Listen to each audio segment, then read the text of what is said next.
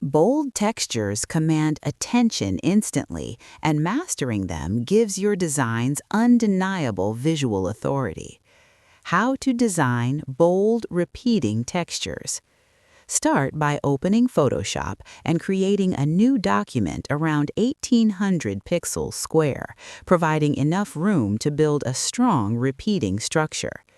Select the brush tool or a custom shape and paint a striking element in the center, using high contrast colors so the texture stands out clearly. Duplicate the layer several times and arrange copies across the canvas while holding Shift to keep rows aligned. Then use the Align options in the top panel to distribute